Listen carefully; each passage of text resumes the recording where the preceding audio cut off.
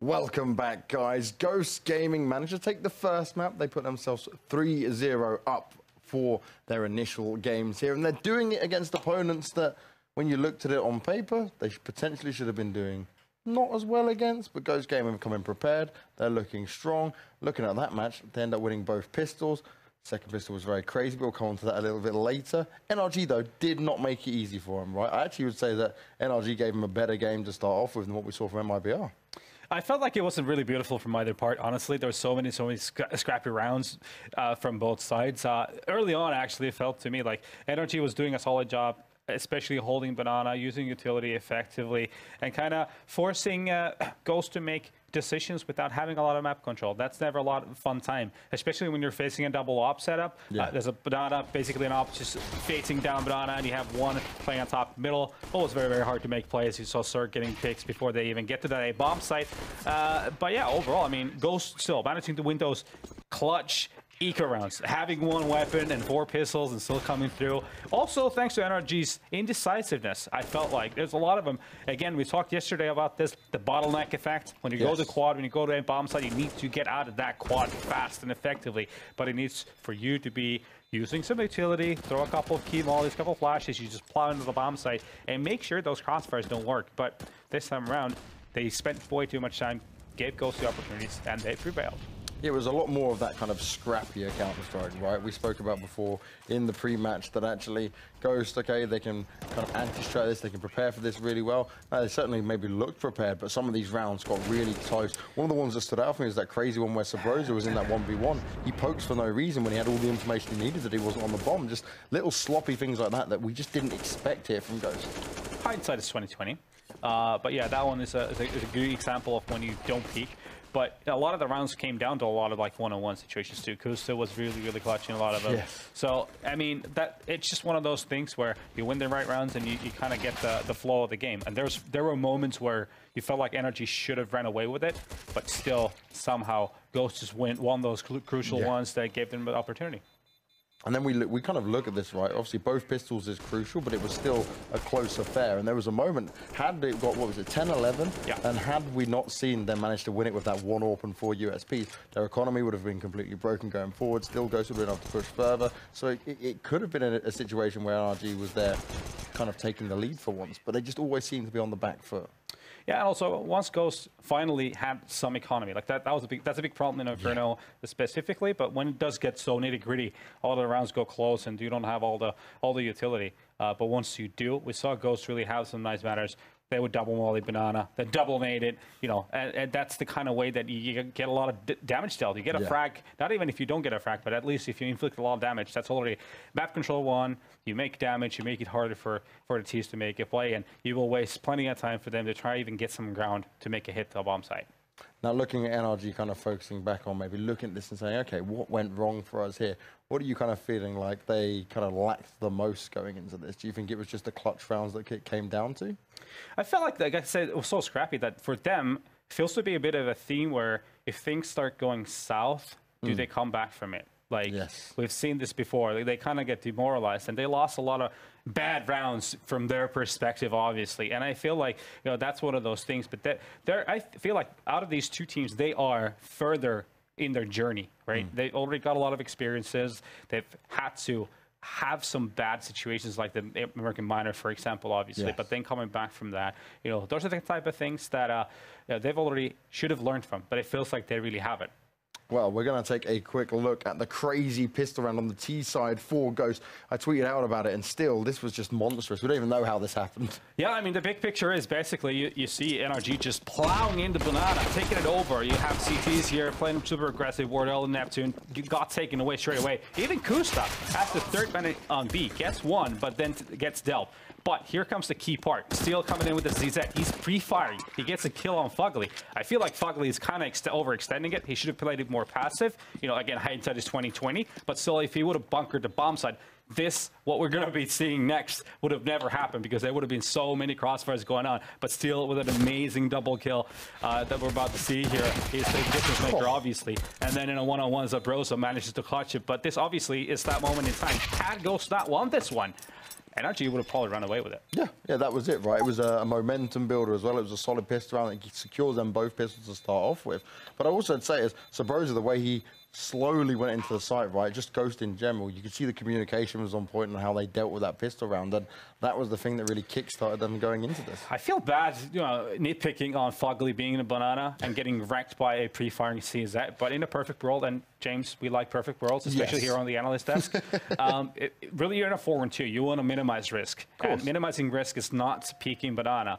Because if you would have had 4 players from NRG, just having that bomb site, having those crossfires, there's no way that Steel would have gotten those kills. So, yeah, in a perfect world, Fugly wouldn't have done that. But again, we're kind of. I feel like I'm being harsh on Fugly here, but it is what it is. Sometimes we do have to be harsh, though. It's the only way they learn, right? It's the nature of the sport. Exactly. We can't be sitting here and just be like, maybe next time, mate. Next time you'll be fine. Like, you can get away with doing that again. No, learn your damn lessons. Get on with it. Get back into it and try and make it happen. Now, this isn't the start that NRG would have wanted on their road to Odense. So I'm hoping that we see a little bit more from them to battle back onto it. And we're going onto a map, at least, from their side of things, which works out maybe a little bit more in their favor here. Then again, Ghost looked really, really good. I mean, yesterday, they did beat MIBR. It was beating MIBR, right? Don't forget that. And the way they played again, I mean, yes, today I felt like Ghost wasn't as good on their T side as they were yesterday. Because yesterday on Cash, they were super patient. They managed to bait MIBR to doing things which they capitalized on. On Mirage, they were super decisive. They had some really, really good pushes. But this here, I guess it's in a way it's a positive that they can win rounds even if they're not super flawless. If things are not going their way, they still manage to have a good T half. But now I really do expect them to bounce it back and play even better because yesterday they really, really took it to MIBR. Now, my thing of this, right, from Mirage, the reason, 16-14 is what they managed to do against MIBR. Great game, not taking anything away from them. But when we look at Ghost, when they play these straight-up American versus American teams, they have these closer games or they lose games that you would potentially say, hey, well, you should never lose that going into it. But actually, coming into this, just looking at what they did in New York, they 16-9 FaZe. Okay, a FaZe that had a bit of a shaky last couple of events, right? You can give them some leeway with that. But it was 16-9. It wasn't like FaZe with all their firepower could get it done. So I really got to see something special come out of here with NRG in my eyes for them to be able to try and make this work here. I think it comes down to the fact that, like, yesterday, MIBR gave opportunities for Ghost. Like, there were a lot of dumb peaks from MIBR, I have to be honest. I mean, maybe they were getting a little antsy from what happened in the first map, and people were trying to make some hero plays. So here I'm going to expect NRG to either bunker the bomb site and just let Ghost have that middle. And let them kind of try to spend as much time as possible there, and then try to like force them into executing the bomb side. Or you have those ways and mechanics to actually contest middle and really take the fight. Try to create the man advantage before Ghost even has a sniff of a bomb site. That's the alternative. But you have to do that together. You have that triangle of doom from short, from window, from connector.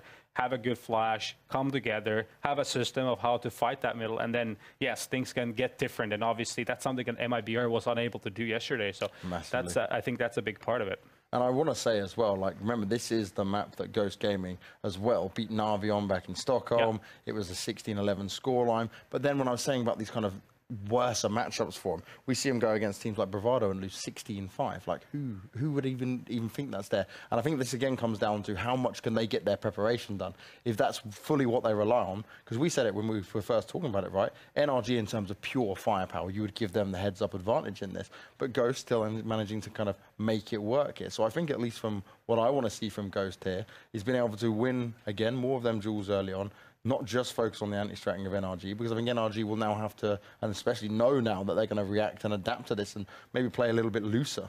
I'm pretty sure, like, Amapet has done his homework and really gone through what Ghost did yesterday and what they've done before on the map. And for NRG, one of the things, against FaZe when they play them, that was Breeze really just going ham. I think he had like 29 frags in that game. So that's obviously going to help you tremendously when an individual goes that far on the frags. But then they have that potential in the lineup. There are so many skilled players. Cirque is another one that we didn't really get to see yet getting into that game, because we know on a map like on Mirage, you can really be super good when you have a mobile upper that's super unpredictable and can just push you with the right timing. So one of those little factors is Ghost again has to be aware of. Yeah, the versatility of Cirque definitely will come into fruition on Mirage as well, whether it's Same from with window, Wardell, you could say. coming through connector. Yeah, and Wardell as well. Okay, we definitely should talk about him because it's been consistent now that he has had good games back to back. Okay, we're only on the 3rd game here for the North American Pro League, but he has looked solid throughout. He's bringing us these kind of good positions coming up.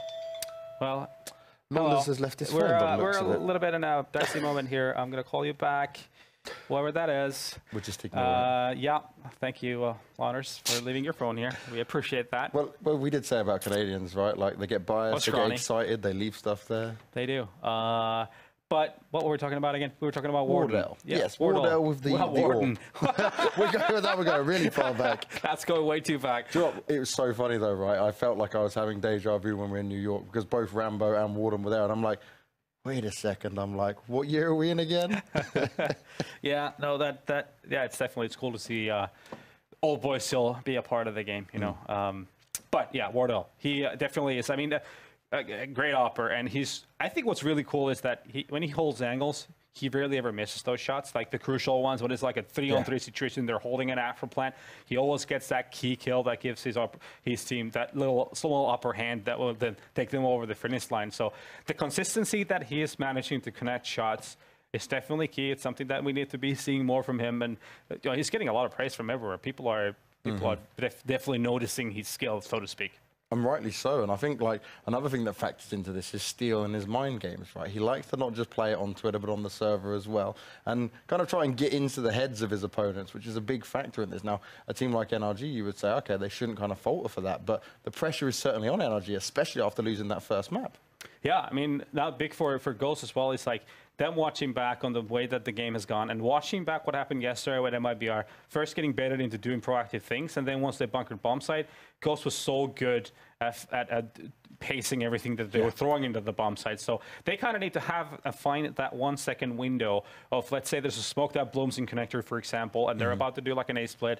You kind of have to go through the smoke or try to make a little play that would then block one of the entryways that Ghost is trying to go through, and then isolate the attack from coming from 1 or 2 directions only instead of 3. So that's very hard to actually do. It's one of those things that you really do need to like have an intuition, have a feel for, and that's something that we need to see from NRG for them to try and block Ghost attacks. Well, we certainly will be soon taking a look at that. But there has been a Counter-Strike update, as always. We'd love to see that. Yeah, no, middle of the match. Just straight in the middle of it. It doesn't allow us to finish off the series. But we will just take a quick look at what that update is. Those skins are beautiful. I mean, I've never seen more beautiful things. Look at that cap. Great. The FBI guy's looking a little bit better. Indeed. He's got a lot of pouches. Definitely going to affect a lot of competitive. pouches. He can store a lot of things. He can have way more. Does he have more slots for nades now, or he gets the extra position to work with? Yeah, you never know. It does make me laugh though, right, with these kind of updates, because it literally does nothing for the competitive. It definitely doesn't. No, I mean, it's like, yep, okay, you look better. A bit more detail on the face. Never happened. I thought that this was only an update for CS maps. Now I'm so into it. We definitely just bring in no introduction, but Lawrence today. He saw the models and was like, "Yep, I'm going to start." I love this. I'm so happy. This is really throwing cool. myself into it. I think these models look great. We weren't asked to come in. We actually just charged in because we heard you guys talking negatively about it, and need to tell you, you're both wrong. Yeah. This is important. Oh, look at that. Look, that is. If I'm not, That looks so realistic. Is that you, Scrawny? No. In another life, maybe.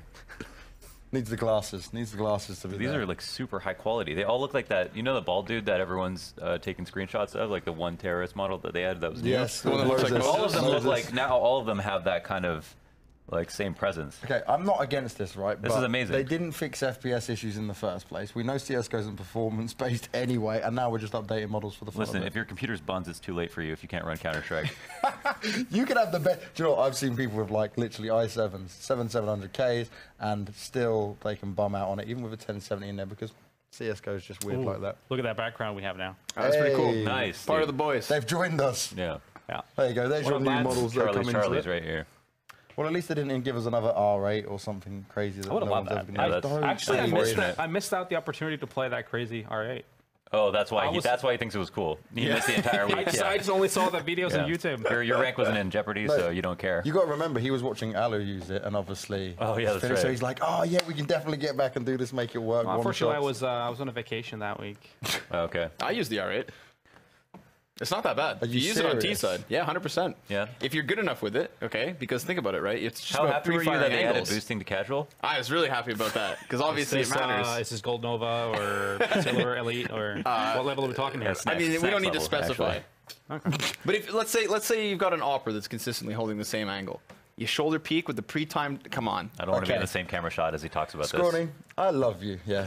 But we just got to drop the R8 from you, man.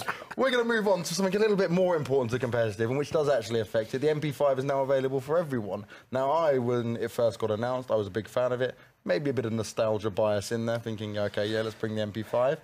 I still think it's viable. We're seeing more and more players picking it up. Natu, the rest of you guys, what are you thinking about it? I mean, I haven't really had a lot of playtime with it yet, and obviously You're just not playing Counter-Strike at the moment, are you? I don't really get to play a lot of Counter-Strike. He's teaching his kids how to do it instead. Yes, the future finish. Yes, obviously, but Yeah. no. Ants don't want to have to pay for buyouts, so Producing their own gamers. new slaves, people, This new is slaves. next level planning in advance.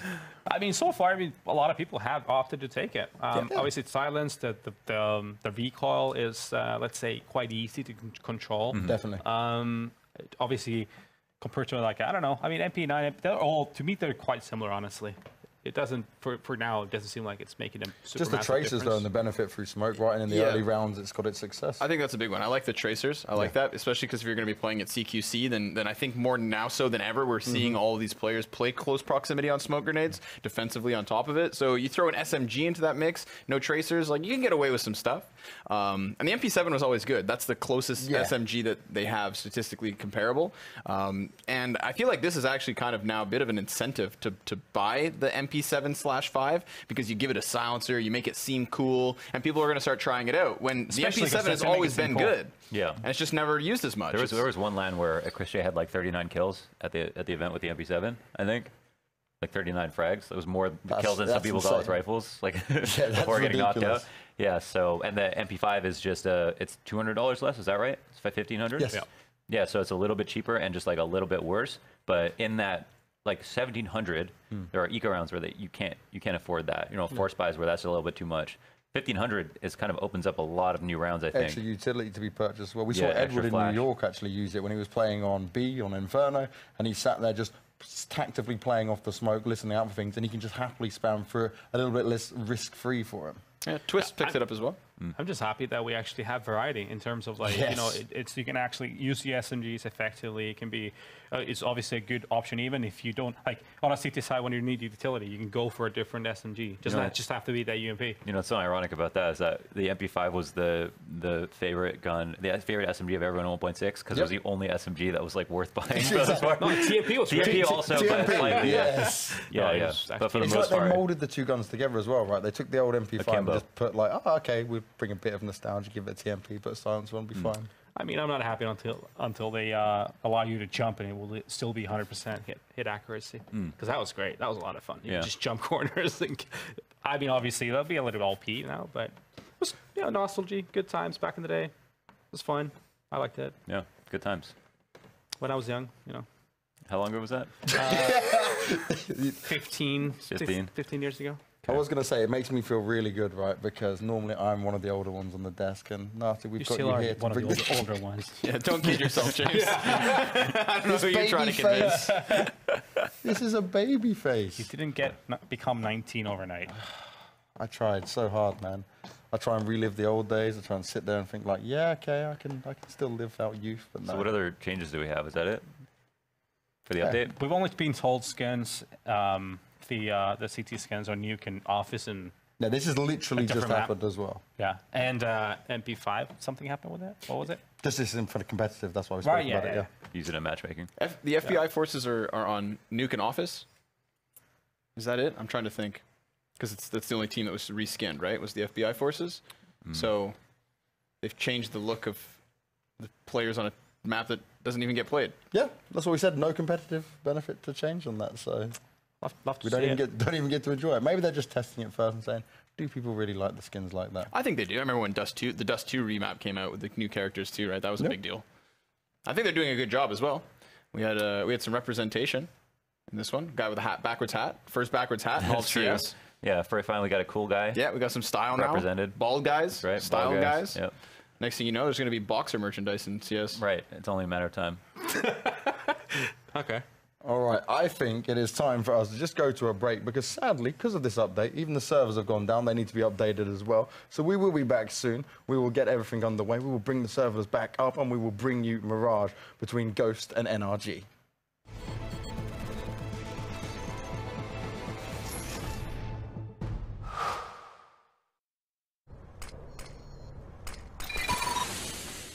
Incendiary out.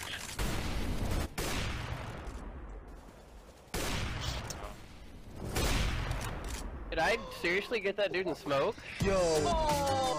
Oh my. Game, record, and stream without compromise. An Intel Core i7.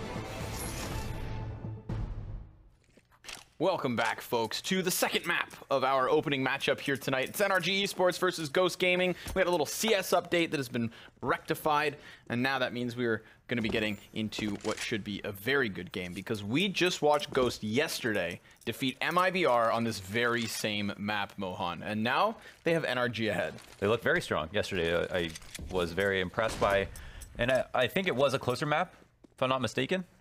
I think it was a bit closer. Yeah, it was 16-14. 16-14, that's right. Oh, yeah, there's a couple of flubs at the end. As close as it could get. Yeah, it couldn't get much closer than that. So it got quite tenuous for Ghost near the end, but it was almost their own fault in those last couple of rounds that it was even so close in the first place.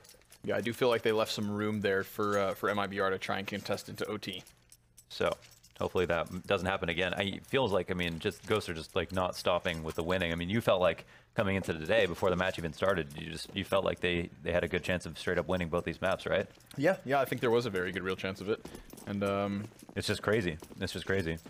NRG are supposed to be, you know, that team that's up and coming, but again, they just in terms of level of seriousness, like there's no way MIBR NRG. I mean, for them, it's like they're going up against guys who have nothing better to do all day than nerd out about their next Pro League match. This is the maximum amount of effort that we're going to see from Ghost Gaming, because they don't have such a packed schedule. So it's got to be annoying for these teams to have to deal with it. But they've got to step up. They certainly do. It's Cirque and Daps to step up in the pistol here for the defense. They're trying to cull back that mid push, but it is traded successfully until Breeze just annihilates them from Cat. Nice repeat between him and Fugly. The crossfire is fantastic, and it pushes it on to Neptune, who, while he does have a B bomb site, doesn't have a bomb to plant, doesn't have any teammates to play with him, and so he's just going to have to go a little desperate. He'll peek and pry back in towards Cat. There's two players to his close right, and that proximity spells disaster. Breeze executes the last man, and NRG start a CT side with a crisp, clean pistol. Very nicely done. The mid crunch is denied, and we saw that our man Neptune jumped out of the B apps just as kind of late insurance, either maybe just to ensure the split in case anyone was playing up top, that they would have a second avenue of attack to take him down. And he was not useful, so ended up having to clutch. Unwinnable situation, however, and that leaves Ghost in a situation where they're going to force up. They've bought half armor and Deegs, a scout on Wardell. He goes to go for one engagement and instead just eats a nade.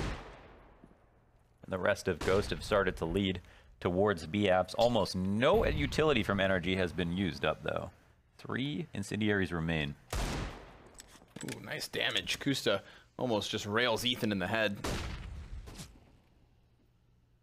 The MP9 on the B site waiting, but Ghost Gaming seem to be on the retreat, walking away from B. They have no reason to rush anything. Bomb's still back towards spawn, so they're going to have to pick all this up and group up at some point. And we're going to start making it to that point in the round, I think. A minute left over. Remember, there is still a scout in play. Wardell has it, despite being tagged up early. Yep, this could be a tense moment, especially if they turn off the lights in the studio, Connor. Then it would get really intense. Wouldn't that be nice? The atmosphere would be looming over. Maybe get a little romantic, even. I can already feel it. And now the split is on. Connector presence has been made. And this is crazy. This much map control being taken. No nades or utility or anything for Ghost Gaming. It's going to be important, this flashbang. Could blind up the players close contact. I'm very curious to see how Fugly manages this situation. He is the one closest towards the palace. Nice flash. There you have it. That's what we talked about. Can make a difference, and it allows for that 5v4 to be established. And then Fugly's cleared from beneath. Sabrosa substantially just knocking everybody down. 8 seconds left as they get this plant in, and believe it or not, Ghost Gaming have caused a robbery once more. I mean, we talked about this on Inferno. Winning rounds when they have no business doing so, making the most of just disadvantageous guns. And in a remaining 4v1, it looks like they've got it.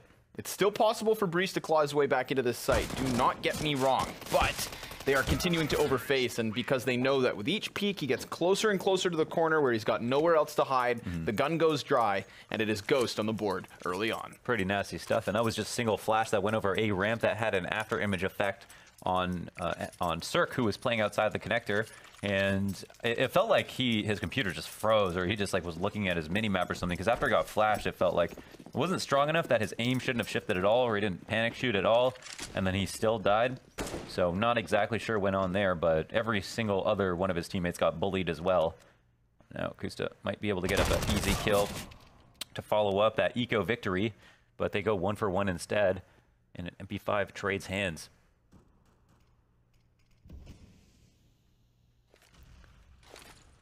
I like that they put down another smoke. This walk-up works when you don't get peeked, but the possibility was certainly there. With Sabrosa throwing his own, you know this is an utter commitment because they've invested too much utility not to take it all. So they go charging forward, and in doing so, they'll find a bomb site primed for the planting. They do have opponents hot on their heels, and the rotates from NRG are nearby. One outside market and one coming in from Cat. It's going to be a multi-pronged assault. Take note, again, it is still Kevlar and 2 MP5s for NRG. They do have their hands on guns, so they did. Another couple duels both picked up by Ghost. So the afterplant's looking fantastic. Again, these duels could have gone either way. Check out the HP here. Clear indicator as to the proximity of NRG's upset. They would have loved to do to Ghost what was done to them, but instead they've just got to tuck tail and give it up. Yeah, sometimes life just doesn't work out that way. Unfortunately, Steel got dinked, Sabrosa got lit up, but that wasn't quite enough to make that retake viable. Good afterplant spots, everyone pitching in, showing off their the advantages that they earn themselves. And there are 1 or 2 victims. One maybe from that bomb explosion. That was probably unwarranted. Don't know how that actually happened. But nonetheless, Ghosts get the rounds. They still have enough money to buy. And of course, habits are much less expensive on the T side, so they'll have no trouble picking up just whatever they want. NRG, on the other hand, are going to keep the guns that they recovered, save them into this round, keep the armor that they have. Nobody else is going to get any utility, and it's pretty much standard spots for all the CTs. Don't know if there's going to be an aggressive play. It's actually the double up and connector. They might be working on what looks like a mid crunch. That could be activated by either first contact or a flash thrown from somebody, potentially Cirque. No one's actually got a piece of utility on the CT side. So at the moment, looking a little bit more fluid, as there is no early mid-control out for Ghost. Spread out, knowing that they're playing against an anti-eco, and we talk about this time and time again. They like to play these rounds out slow. I love the B to A crisscross smokes. Remember, Skybox of Mirage opened in the last 6 or so months. Oh, interesting. I didn't know that that flash was the best way to flash over A ramp, because if you throw over the lower wall, it's impossible to flash the guy on default who's sometimes looking up at Palace. So maybe that's one way to do it. 55 seconds and more utility being thrown out, this time towards B. Steel alone. Just trying to keep this 3-man stack, and He's got an AK, though. Fantastic job, you're right. He doesn't want to lose that. Does get the best of Ethan immediately. Spots out a second, and he's going to find that kill too, but it's the real push at the A site that really makes things interesting, because Daps has that FAMAS in position. Cirque, retrieving an AK, hasn't been given any chance to get kills. Wardell plants out into the open, so sure, he goes down, but it's an immediate trade, so that's all right. They'll take it. The big threat remains on Cirque. Again, remember, this is Steel's AK-47 that was retrieved from the B bomb site. Although, here's the benefit of that. You die alone at B, you give an AK while your team takes A for free. You almost have them kind of falling into a save. Clearly, they're not going for this full-out retake. Yeah, and I think that's an extra unintended effect. Ends up working out kind of well. It's like, here, have this instead.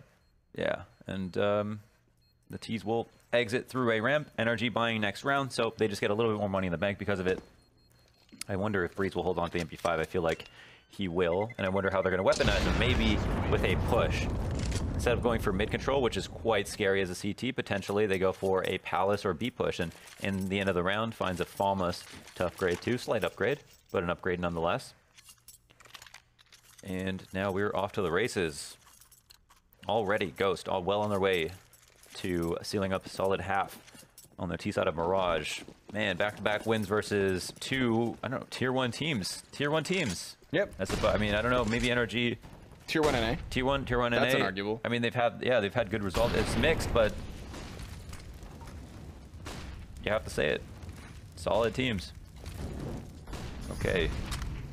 Neptune throwing everything and the kitchen sink into the B site, but the wrap is fast.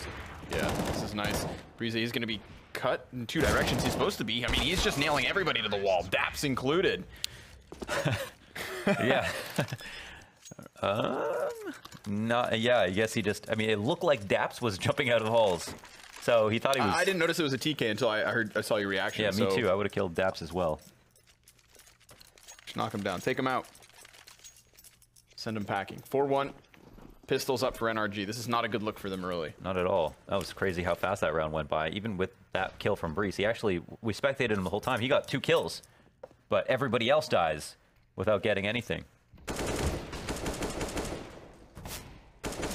Pistol setup from NRG is very much fixated on the A site. Sure, they have some mid presence, but B is open for the taking. Bomb's not going to get its way there because it sits at the top of mid. And you've got to be cautious when you're playing versus pistols. These force buys can do a real damage when it comes to containing mid.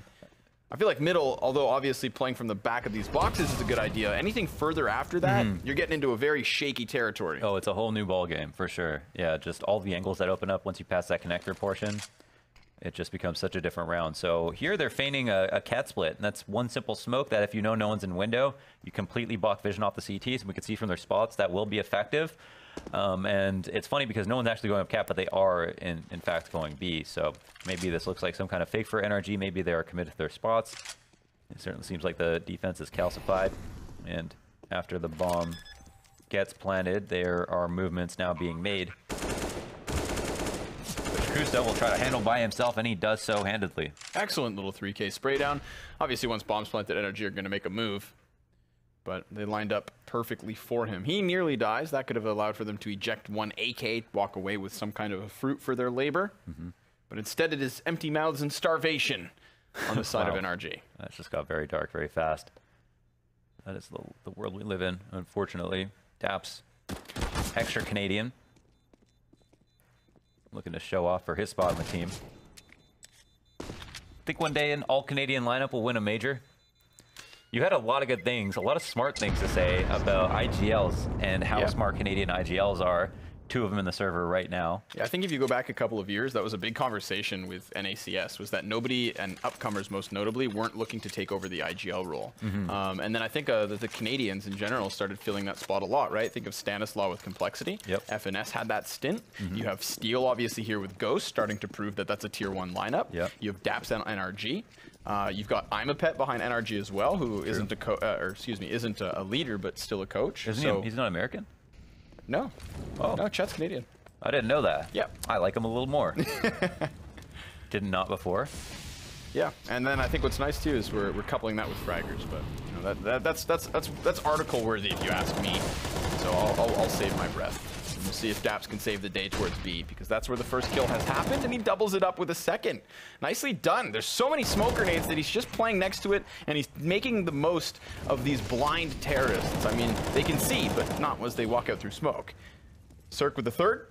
Utter and total shutdown this round from NRG. That is fantastic stuff. Kicks it off by Daps, and then Ghost just come to a grinding halt there in the 7th round. No, totally abusing the smokes. Daps just giving them that straight P-meal Canadian bacon right to the faces of all of the Ghost members. Nationalities aside, just completely decimated them.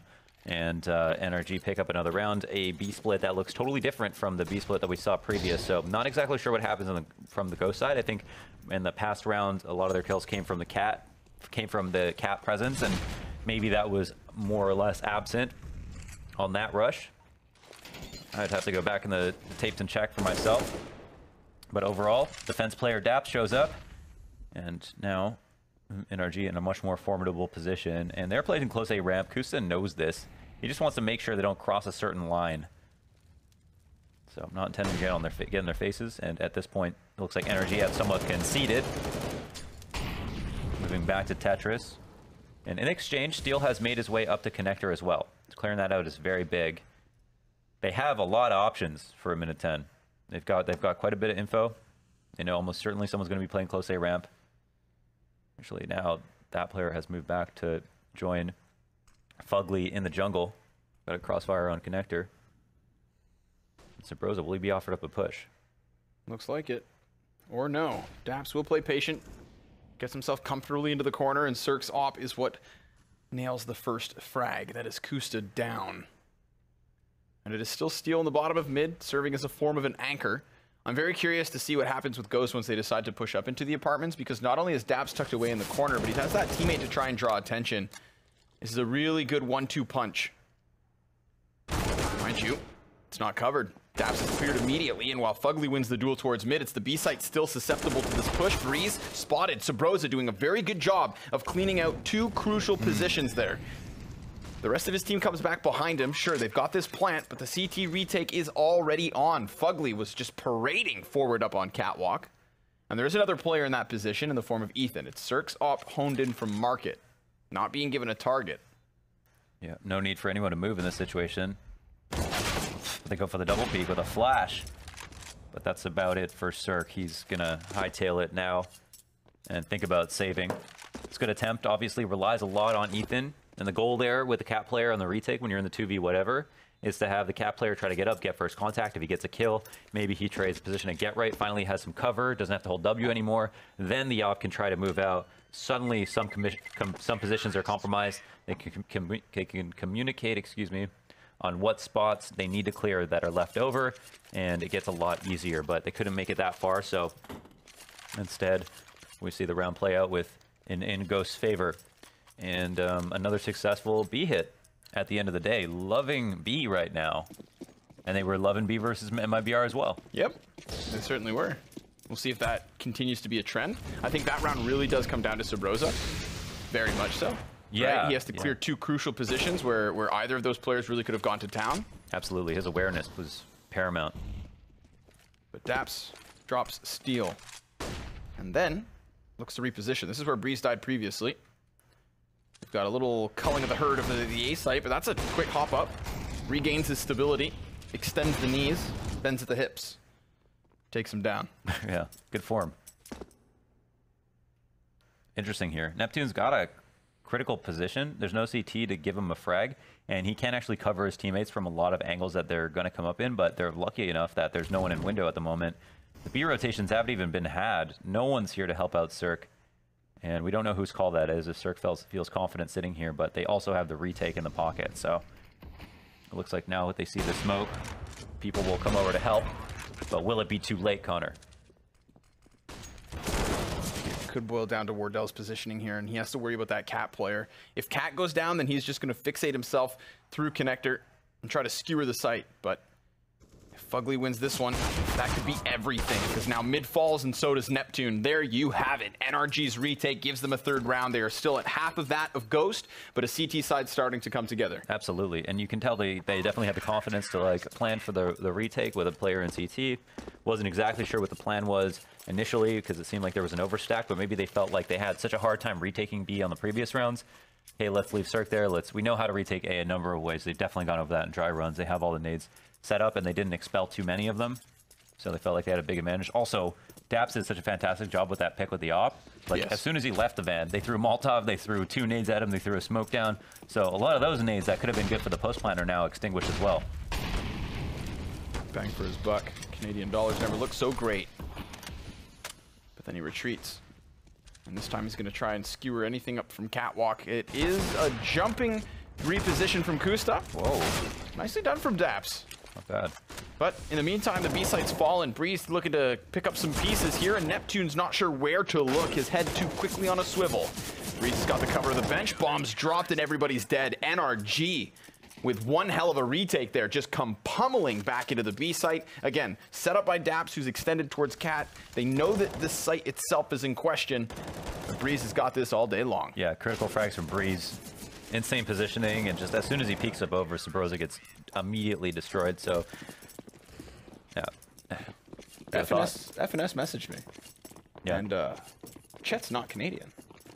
That's what I thought. I swear to God, me and him have had a conversation face to face about it. Is that how you got on the team in the first place? I think maybe I just assumed that he just didn't want to crush my soul. He's playing both sides. I like that. You know, I like him enough to consider him Canadian. It's honorary. And this is an honorable round. Ghost looked like they were going to get the plant off, so that would have been fantastic, but Fugly's just in utter denial mode right now. And he stops it all. Comes to a grinding halt. Kusta wants a little more bang for his buck, but he finds himself filled with shots regardless. Nice. Bomb's been going down, which is huge. Yeah. A lot of the rounds that Ghost have been able to plant, it's going to supplant a lot of the money that they're losing because they're saving, so that's nice for them. There's more chances to win. And on this map, obviously. Actually, not obviously. It's fairly balanced. It's just the problem is, without momentum on the CT side, you can't win in an economic game of chicken. If it goes one round to one round, the T's are going to be able to pull out better weapons more often. So rounds in a row is the goal for the CTs, and they haven't been able to do that. A site. Oh my gosh, they had no idea what was happening right there. They decided to go for mid control. That took up a lot of their players. And now, A got traded so quickly, but Cirque from the periphery is able to put frags on the board. Yeah, a frag that actually dropped the bomb, so now things kind of come to a halt. Sure, Sabrosa gets it in regardless, but he's just trying to dodge shots, and Steel was so far gone that he doesn't really have much stake in this fight. Even if he clears connector, what are you going to do from that point? Really contesting this bomb could be his demise, and it's targeted, spotted, and defused on top of it. So, sure, quick fight right into the A site. They make the most of that mid setup from NRG. Could be a good read, but in the end of the day, it's a defuse and a tied game out of nowhere. Yeah, and as you have to, whenever you take mid control, you're using a lot of your team, sometimes 3 people, especially at Mirage. You need backup. It's not something to take that easily, especially if you think that you're going to run into T's. And in that situation, it was a perfect way to circumvent the defense. There's not really a way for Ghost to know for sure if NRG are going to go for mid control. Maybe they thought, okay, they might do it, so let's try a fast A. And maybe they assumed that it was just going to be a fast A just because. But either way, for some reason, kills were going down across the scoreboard before the bomb even got planted, and potentially Ghost could have used utility to deny that fact, but we're not exactly clear on the motivations to look for the fight so early. Nope. Very true. So tactical timeout called by Ghost Gaming. Don't think we saw one from them ever. Ever or yesterday? Or yesterday. Sorry to be dramatic. We're getting a little extremist just, here. In hype-up mode. I know they took a couple yesterday versus MIBR, and they had to. And I have no, all the other pauses came from Tech earlier today. So the first one is needed. Just going to try to recompose themselves. Kusto now very wary of the potential mid push, and based on the previous round's adventures, you'd understand why. Remember, that was a very culminated push that NRG utilized. Seems like Ghost are going back to basics. Looking to jump right up for the B split. Oh, shot missed by Cirque. Could have been a big one. Don't know if that's going to be a tell for him. He's using the market as an avenue to rotate back through to CT. Leaving just 2 players here with rifles. One of which is still continuously floating towards middle, so if Kusta can draw that attention forward, then all of the weight falls on the shoulders of Daps. And he's strong, but how strong?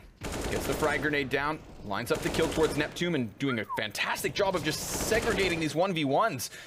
Sure enough, Daps still up, clears Cat, leaves it on Wardell, who has to swap to the sidearm and push forward, cannot even finish this kill, so Daps has done such a good job, but the job comes to an end as his teammates take his place, keep all 3 of the remaining players alive after his death, and therefore have established a lead. NRG back in the driver's seat. And who knew Daps is just this absolutely insane site anchor. He's been very consistent in these later couple of rounds, and they were going to the site quite often.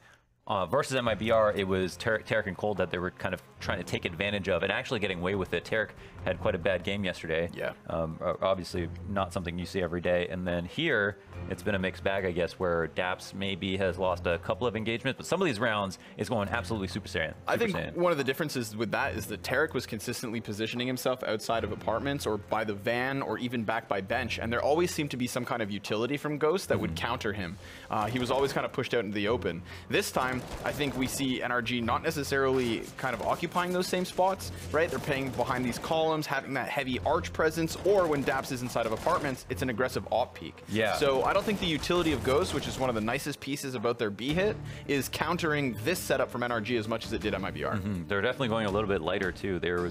We're not seeing smoke walls, and we're also seeing good counter smokes. That one that gets dropped by the van can help isolate fights and make sure if there's a player that wants to wrap, like we saw around where Sabrosa tried to go all the way around the site, but that started by getting to bench. That would have been possible versus this smoke that NRG are dropping at their feet when they see an execute coming their way. So I don't know if Ghosts want to bang their heads into a wall nearing the end of the half. They've definitely made some good runs at B, but could the playbook be shallow at this point? Has the defense just gotten too good at holding? Answers to those questions and more this round.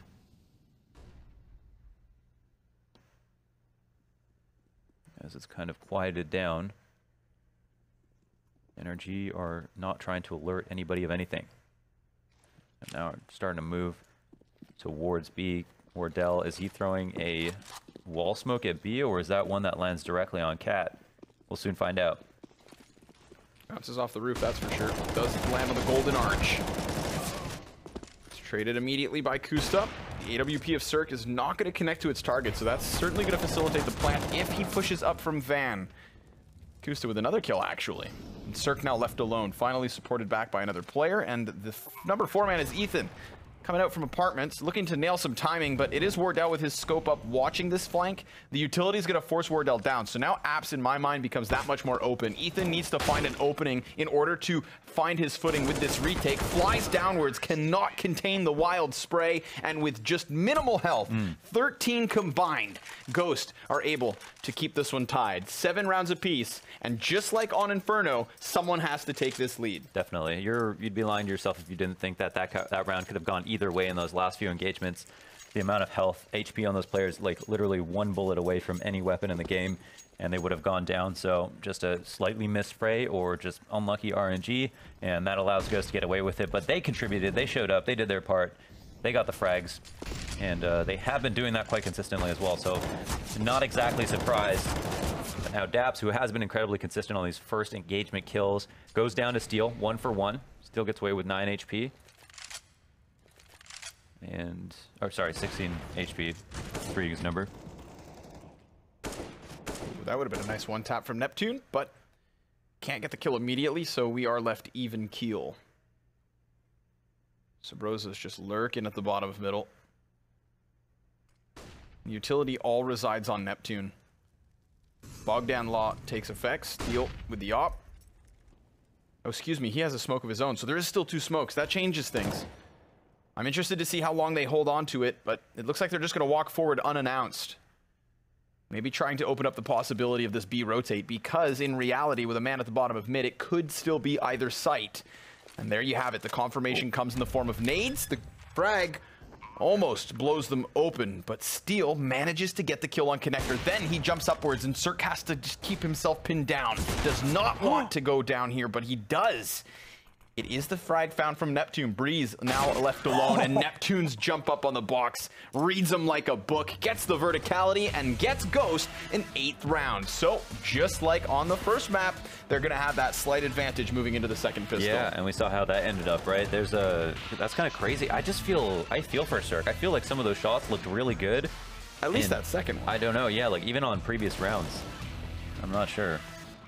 Give the computer a good old kick. Slap it around a little. Yeah.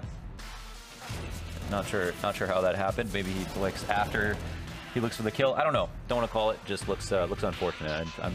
I would have clicked at the same time as you, sir. Yeah, exactly. One of those moments where we remember, right, that this game is literally one of milliseconds and millimeters, and the edge not his. At least in the first 15. But there's another 15 coming your way, folks. Again, Ghost, for those of you who may have not tuned in yesterday, are currently sitting on a perfect record. 3-0. It's very early on. Steel not going to get ahead of myself. Pro League. Yeah, enjoy that moment while you can. You can, yeah. I mean, even if they start losing maps, there's not many teams that should beat them at this point, and they already have like 3 of their most important victories, so this is all going to add up moving in towards the end of the season. This is really amazing gameplay from them, and again, taking a lead here in the second half of map 4 of their first games in Pro League. I think the thing with Ghost, though, is that, you know, I never doubt their ability to punch upwards and take down better teams. My question's always with the consistency. We see them come in phases, right? Like a big high, and then all of a sudden a little bit of a low. They get into that weird consistent problem, but that's where, you know, they face the challenge moving forward in this season. When they start facing, you know, the teams like Rogue and Renegades, the ones who we know have some promise, we know also float around the middle of the pack, you're eventually going to slip, right? I mean, I think Complexity could even chew on Ghost every once in a while. So they are out there, the contenders and the challengers, but knocking down 2 of the top dogs early on is certainly a good bolster to your confidence, and obviously that record too. Yeah, good pickup. I'm sure all the players are proud to be on this team. And again, inching ever so close to that number 4 victory to get them to Odense. Odense. We're working on it. I think that by the time of the end of the season, I think I messed it up. We've got a pack of Danes helping us with our pronunciation. I need someone to hold my tongue for me when I do that. Yeah. How much does that cost? First kills Kustas, able to shut down the T's as they try and trickle out from the apps. They will go rather quickly, but Wardell blindsided as he couldn't find his kill. So it's a man up here to the favor of NRG, bomb plant inevitable, Neptune inside market, and his teammate late towards mid. Where's the kit? Not currently on them. There's a smoke though. Steel could use that to close the gap and get ever closer to the bomb site, which he'll have to take alone. And he begins with a first headshot onto Daps. Now remember, this CZ75 can be deadly, and even more so when Steel has his paws on it. He did clutch with 2 kills, last pistol in the first map. Not the case this time. NRG tied early and have a very real chance of establishing themselves moving forward. Yeah, that's definitely a big win. Yeah, and Steel definitely very proficient with the CZ in those clutch situations, no doubt about it. But Cirque was also feeling it, and is playing that really aggressively, just really getting in their faces. And I think it makes sense. He wants to get started.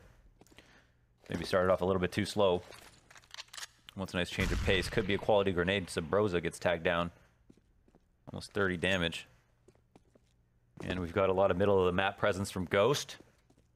Again, could be waiting for some kind of presence for them to all explode. They've actually started to get a little bit frisky towards the top of mid. Kusta's moving up with a scout. Certainly will have an engagement just a moment.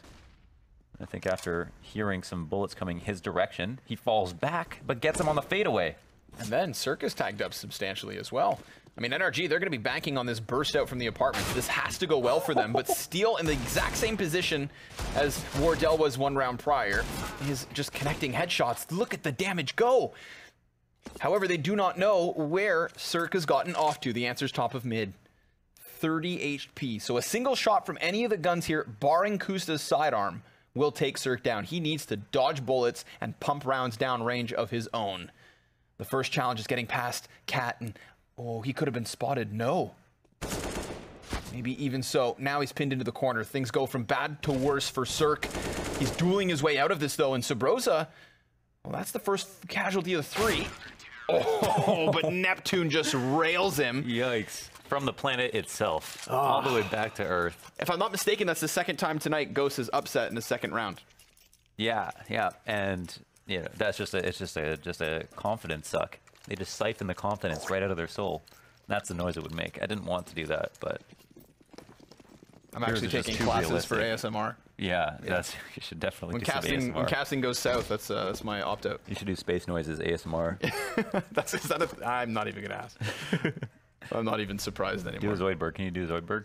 No, I can't. Okay.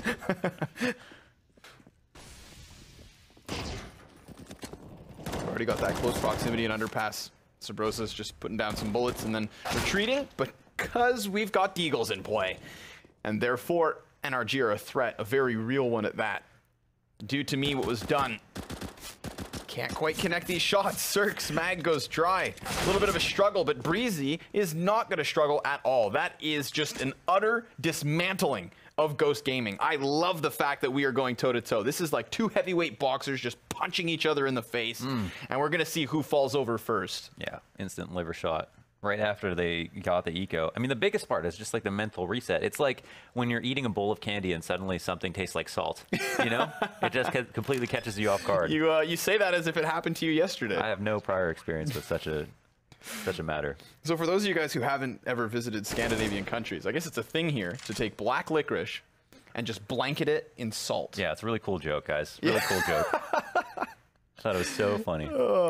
I don't blame you. I fell victim to it too. It grows on you though. It's one of those things like coffee, where the first sip catches you off guard, and then it becomes a delicacy. It definitely got me awake. That's for sure. So very much like coffee. Yeah, many similarities. This is sweet. 9-9 all tied up.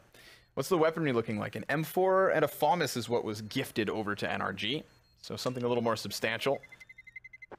Kusta would love to hang on to this AK, and Daps isn't going to come chasing.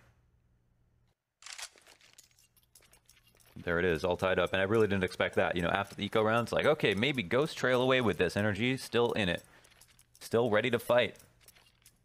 And it's going to be on Ghost to figure out what they do now. Whoa, whoa, whoa. Everyone's picking up the armor buys right now. Whoa, they made a snap decision as they were leaving spawn. You know that it was like just a last-second call. F it, buy. That's wild as well. I mean, Neptune's just on the Deagle, 2,300. Very similar round here. But with mid-control, they're all on fast rotates in. The thing is, they're going to get smoked down on the right side side. They have no one in CT. Yeah, it's going to be difficult to also just, you know, pummel these smokes with lead because they don't have the primaries for it. They're going to flash through. Frag grenade is going to start chipping away at Ghost. Plant from Daps behind triple stack. You see all these bodies, and Kusta's denied it. Kusta's even got himself a second. Steel goes flying forward. There's another headshot, and this duel just will not stop. Despite having only sidearms on some, we have ourselves another incredible round, but this one is not over yet because Cirque and Ethan are both within this bomb site, and it's back to the even 2v2. The utility here is still strong. Ethan can lay down the smoke. They have the ability to eject. But Kusta also has a bit of a smoke to work with. He can try to flank around this box, and Ethan's not going to be caught. There you have it, down to just Cirque. Another trade straight away, and Wardell now is tasked to clutch. So he swaps out the scout, grabs the AK. Cirque goes over the top, and Wardell spotted. Good night. There we go. It's NRG to win this fight. The force buys back and forth comes to a close, and that was costly because remember, Ghost bought at the very last second. Yeah, you'd think this was a WWE, but how scripted this looks. But no, this excitement is completely off the cuff. This is crazy stuff right here. And Ghost, they decided to buy right back into it. They're doing it one more time. They see it. They see an opportunity with 4 players going down from NRG. They know that even though they bought up, they're not going to expect this rebuy, and they will be low. Whoa, Steel. That's a sketchy peek. Costs a lot of HP. But luckily, Wardell, with a scout, finds a head. There was 2 MAC-10s in play here from NRG, one of which I already dealt with. Yeah. So I think that's a clear indicator of them expecting this to just be an easy eco. Absolutely, yeah. They think they call it quits. I'm shocked that Ghost had enough money to put this buy together, too. What's nice as well is that NRG now, if they've realized that this is a purchase, even though, of course, they only lose 1 player in that initial fight, they're going to have to kind of remap their strategy. Because clearly, based on that buy, they're not coming out of the gates anticipating what they're going to have to end up doing versus what they now know. This is intense. Close ramp setup. This is where you want your pistols to be. They know, they have a feeling it might be A. They'd be correct about it. Don't know if some noise was made there either. And they've corralled NRG into this position by immediately holding mid. We saw the utility come out from window. Steel's present, plus that scout. Oh, and Sobroza just works the gap. A smidgen of an angle. Breezy smudged out. NRG might have to save after this. They could be poor. No, they've got like a little bit of money to reset. They'll probably force back, huh? I mean, NRG could still win this if they can clear out these closer corners. Neptune is the first to fall. Sobroza back in with a sidearm. These CZs have been so instrumental tonight. But Wardell, he's caught another. And there you have it, folks. 10-10 Ghost continue. I thought the fight was over. I called it quits. But it looks like Ghost have more commitment than I can. Man, they're going right back into it. Back to the well. Why not? Cirque, pick up that op. Let's go. Let's go. Let's get in the business. I love this. This is crazy. This is now, what, 4 or 5 rounds in a row? I mean, it's literally been since the start. So 5 rounds. This is the 6th purchase. I mean, 5 because eliminate pistol. Yeah, three traded rounds each. Yeah. Crazy. This is gnarly. This is crazy. Only online, folks. Yeah. This is why we still have Pro League. This is sick. Smokes up and over. Breeze immediately just jumps his way outwards, and this is a really rapid pace, but Neptune, huge advantage in form of the M4. And the MAC-10 from Sobroza finds itself just next to smoke. Luckily, the frag grenade's good for something, but it is NRG turned into nothing. One after another, they fall. Ghost back in the lead. And finally, a team finds consistency, and this is what they reap. A team that is dead broke, finally, who have to now save twice. Buying now would be ludicrous. And Ghost know for sure that they have a free round to roam with Neptune and try to farm as much money as they can. Ethan's going to make his way to Palace, so they're going to pull off a classic QB sneak, Connor. Really quick one. Any frags? Any fire? They're leaving. Doesn't seem so. Kusta on the sidearm. What's his gun? Would be playing on the scout. Still, USP's enough, and then the heavy artillery arrives. Sobroza just trying to smoke straight through that bench. Debated. Knows that Neptune's hot on the heels, and they've fallen for it, Launders. Some tomfoolery on the B-bomb site. Does Ethan get a parting gift? A kill, perhaps? would need a lapse in the judgment of Ghost Gaming to close the distance versus a Glock, but he'll have to just fall off, and one more bullet will do the job. Yeah. His goal was to get the bomb down. They did that much. Would have been more difficult at B, where you saw all 4 players go down, but it was definitely worthwhile of an attempt. Sometimes the bomb is the most that you can get, so that at least gives NRG a way to potentially buy this round with all the nades they want. So it could have been a critical plant there. At least, I mean, even having the money in the bank afterwards would make it worthwhile. You can see players buying down to below 1 grenade's worth, or to around 1 grenade's worth. And with only a 2-round deficit, this game is certainly not over. They might be a little bit salty about how the half started, but they can move on. And let's see how they set the pace. Initial connector Molotov. A couple players going out for mid-control. Standard set of affairs right now for the T's. And Fugly spotted 1 player at bench. How aggressive will he be? Could go straight on out, and will do so. Catching Kusta, and then just immediately moving himself into the site where he loses the duel versus Steel. We've seen that arch position actually come into a lot of important moments, but Neptune's casualty towards ramp could actually have this bomb wrap back because it was sat outside the spawn. There was no commitment from NRG early on. They were playing off of what unfolded, and this is where we're left. I think he got spotted on his way out. But I don't know if he saw it himself. Yeah. Looked like somebody just called it for him. That's what it feels like for sure. Dodging the flashbang, Ethan in close proximity still gets the best of him. A little tag damage down.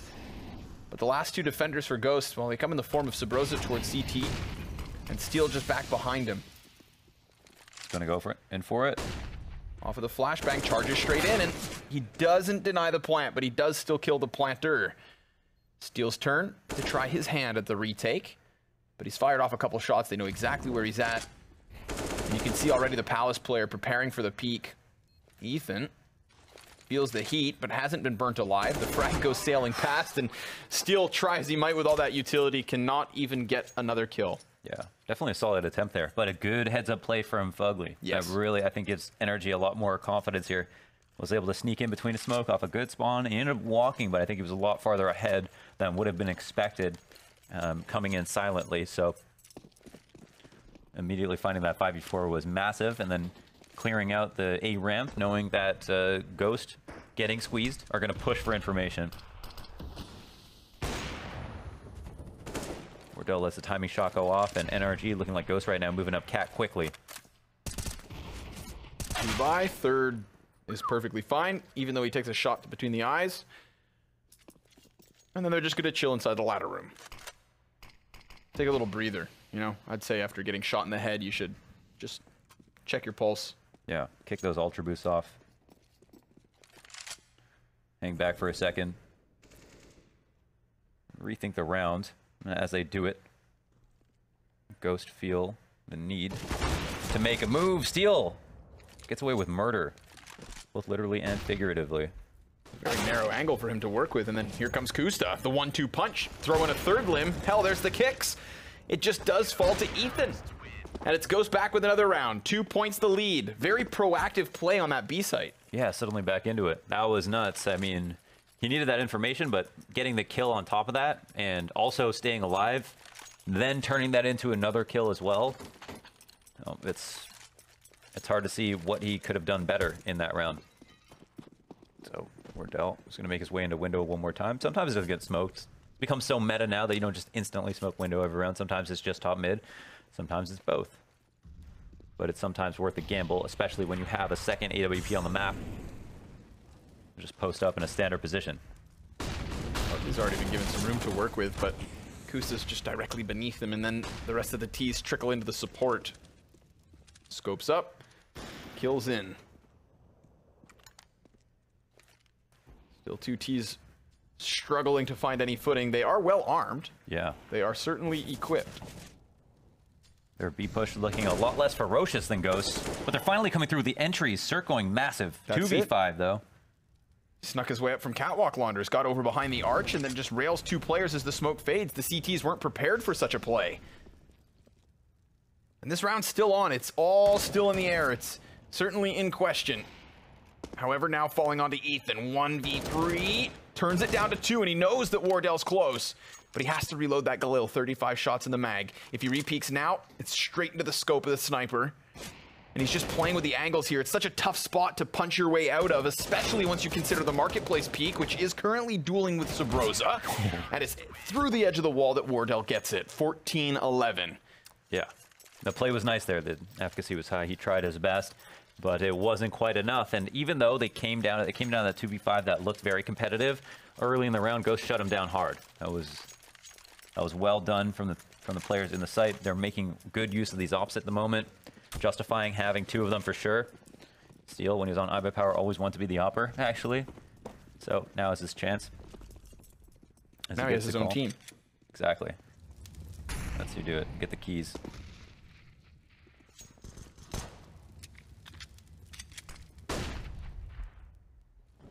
What's with this gap between... Oh, there we go. It's close. I was going to say Ethan really much on the forefront, waiting for the rest of the teams, probably just baiting out utilities.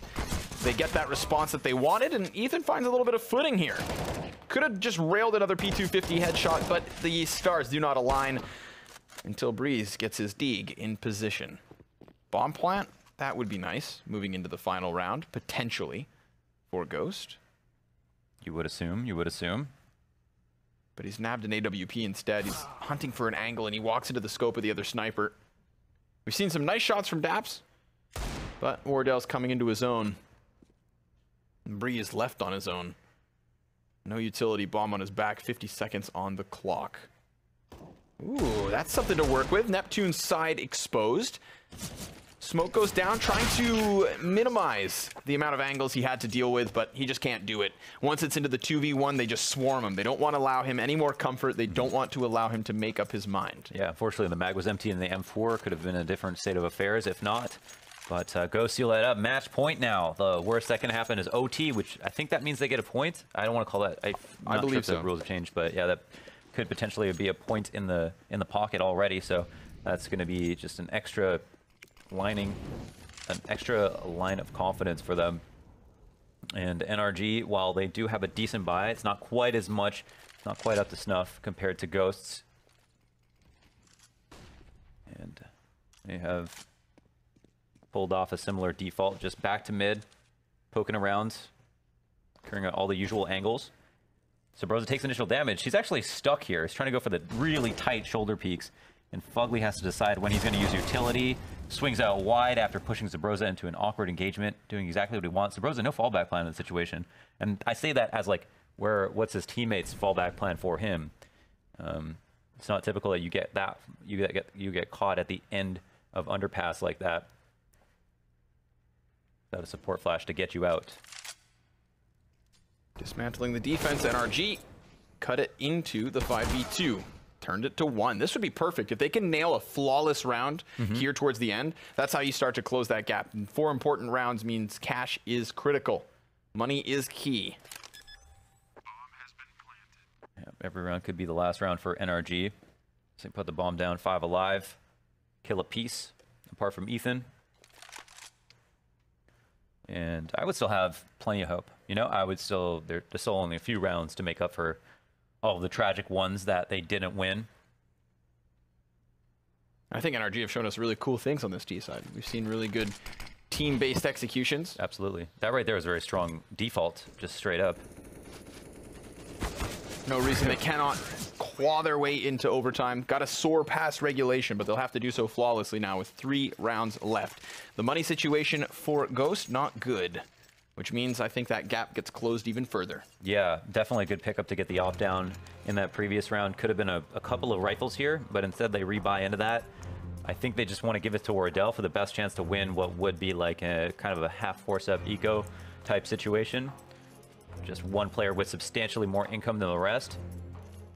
And I would love to know how they're going to weaponize him. It looks like he's got the up and he's got the window spawn, but we haven't seen anything come of the window spawn in earlier rounds. The defaults have been slow enough, methodical enough, and have resulted in a like kind of it being kind of useless to sit in the window and look for an engagement. No one's creeped up Cat quickly as well through a smoke without the safety of another one at the top of Cat.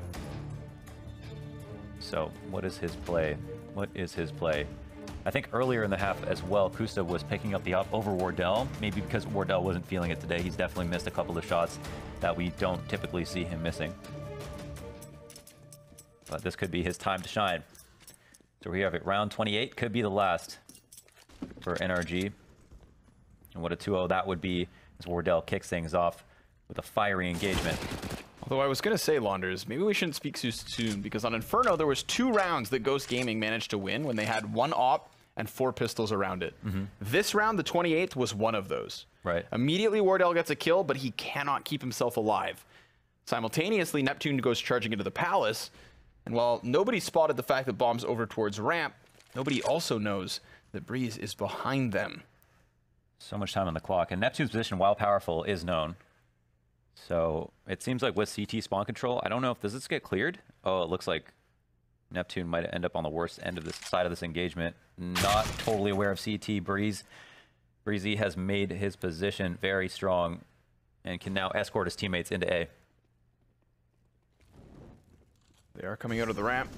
They are charging forward, but it's going to be a question of the cross. Breeze with another one. This cuts it down to just Kusta, who's not been presented a shoulder just yet, and now the defuse is also a part of the equation. This makes things go from bad to worse, and he knows it. He'll walk away, tail tucked, at a 13th round for NRG now. This is looking good. I like the pace. I like the pacing here from NRG. I don't think that they should, start hiding and cowering, even though they are this close to giving it up. Yeah, Breezy played it really well. He had like a lot of information, but he thought A was looking good. They knew where the one player was on A. They decided to have him stay in CT, look for information. He ends up with the patience getting the kill on Neptune, who was just going to be ready for any kind of A ramp presence after he was meticulous about clearing the angles out. And now NRG are looking a lot more powerful. Sustainable ways to win the round. And here we are, round 29. Certainly you'd expect Ghost to save here, gear up for next round. There's going to be a match pause as NRG call in. I think they want to figure out exactly how much money Ghosts have, if there's any chance we see another ludicrous force up, and where they think that the op will be if they think that Kusta was able to find it. So we don't know what the play will be, but we will certainly find out soon.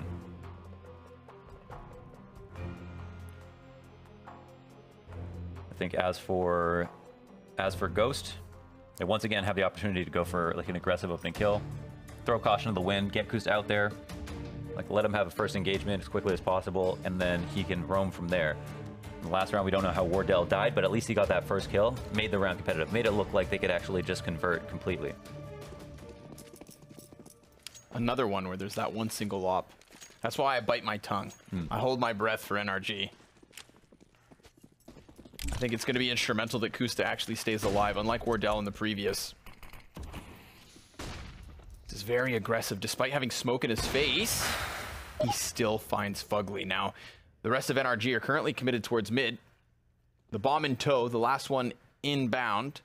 And so they can just so quickly and convincingly re-rotate over towards the A site, just completely redirect, and they'll find zero contact versus the rest of Ghost Gaming. Did they know that? Absolutely not. So they're still going to have to be methodical in clearing corners. You don't want to fall to a surprise. The jack in the box could be sprung from any of these positions. You see Breeze still worried of that flank, when in reality, it is still towards Catwalk and the rest of the team working their way from spawn. Now everybody there, but Kusta did pick up another kill, so it's a man advantage for the time being. But time is ticking away incredibly quickly. Bomb already halfway gone. So the kills with the pistols should not ever happen, and they won't. A single op could be saved. Kusta walks away, and this is a 15-14 game, which means that we are either OT or the distance. It was 30 rounds versus MIBR, and Ghost shut it down in that last. They'll have to do the exact same thing in the exact same situation here versus NRG. We didn't have a single OT yesterday, so an overtime is certainly overdue at Pro League. There's usually a day that doesn't go by where out of 6 maps we don't get at least one. So they couldn't look more evenly matched. Ghosts are starting to slip up at least a little bit towards the end. This happened yesterday. They came clutch in the very final moments in the 30th round. We don't know if Lady Luck will bless them with that same outcome this time. But certainly Ghost's hopes are high. At the same time, NRG look poised to make it go the distance. Wardell again opening up the round with a 5v4, but this time they've got better guns to back them up, and the first 3 kills go the way of Ghost instantly. All those frags look so damn easy. The aggressive op from Wardell into the Palace, the double down from the M4s on ramp, and on top of it all, there's a bomb drop in the open. Neptune thrown to the Wolves, the 2 that do remain for NRG. Now tasked to claw back again in a massive disadvantage because it's just going to be a trickle pass. The utility's so strong, it's so continuous, it's so consistent that it leaves Fugly alone. And Ghost insistent that this does not get past regulation. What are his options here, Launders? He has no utility to play with. He has 4 opponents ahead, and the bomb is the most crucial part of this equation. With the rounds, with a minute left, I mean, there's basically nothing he can do to get that bomb back easily unless Ghost completely fluff every engagement. He could potentially get lucky and get 1 or 2 if they really mess things up. But other than that, coming back through A ramp, maybe the most predictable of the options, but still, it's I don't know. He's got to try something. So suddenly making noise, wants to go for the op, is showing himself the whole time, but they're not giving him an inch just yet. Now with the AWP, increases the chances of cutting them down, but they can all peek after he shoots a single shot. Attempts will be made and attempts turned away. It is Ghost Gaming with another 2-0, another 16-14 victory on Mirage, but it doesn't look easy. It's not clean. There are definitely some gaps and still improvements to be made. NRG attempted their best to exploit those. I do like that we had a lot of emphasis on the B bomb site throughout certain rounds, but ultimately, of course, you guys know the result. Ghost, now 4-0. 4-0. I mean, that's an amazing start to the season. Again, Steel undefeated in Pro League in his first season ever, his inaugural season. And they have a great chance now to get the Odense. Yeah, and that's a 4-0, not dealing with the chumps at the bottom of the league, but taking down some of the top dogs, some of the teams we expect to be in that top 5, which just means that we have a new contender here in the North American ESL Pro League, and that's what makes it great. We're going to head this one over to Natu and James. Thank you, guys. And yes, Ghost managed to do it again, and in a pretty crazy way, right? Again, 16-14 on Mirage, but they still managed to get the job done, and they still look like they have the at least understanding of their own ability to always bring it back. Quite gutting to lose the match when you 16-14 loss. You lose both second rounds. Yeah. Both sides, you lose the second round. That's always going to be a horrible situation to be in. But no, I mean, kudos to Ghost for the resilience. The last round, they're really, really cool as well. Good read. Wardell was posted up on for Palace, and you had 2 players playing ramp, and that was exactly what Dr. ordered for them, because NRG was going for that straight up A play. Because NRG did have a lot of success with the executes, like the boys were saying during the cast. And this is the thing, right? We look at the start of these games. Both pistols here, NRG was able to actually manage to get done. But Ghost, they have no fear when it comes to their upgraded pistols. They just go straight in for the kill. Yeah, I mean, especially the first half, second round, it felt to me that NRG was just far too passive. Yeah. They let Gauss to have all this room, and then it was just like they were getting attacked simultaneously from 3 different angles. That's a horrible situation. One single flash was thrown from Gauss, and that was actually all they needed. And then, obviously, eventually, there's not much we can really do. The thing is that you're going to want to try and isolate the attacks. Either you play up close ramp, you play connector, because retake A, obviously, even against a force buy that doesn't have any utility, is rather easy. So it means you can have more emphasis towards the CT, towards the connector, I mean, and then rather than having to be spread around in CT spawn, one playing connector, gives you that opportunity that might get picked apart one by one, just like they did. And that was one of the things for me, right? When I look at just Ghost in general, okay, these games against NRG were scrappy. They were back and forth, very similar to what we saw in Inferno. But regardless, they still got it done. And Kusta, every single game for Ghost now, he has been more than a heavy hitter. This is the man we started speaking about in 2015, and he just dropped off. It seems with the right leadership, with the right players behind him, that he's getting the job done now.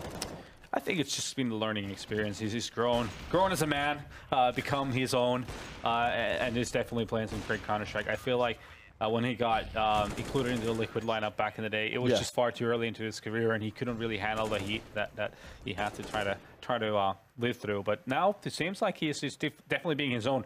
I think Steel would have a massive role in that, being the veteran of this lineup, who's actually playing really well individually, by the way, as well. He's pulling his weight. Definitely. But I think it's an unknown quantity to a lot of people, because it's not something that you actually see.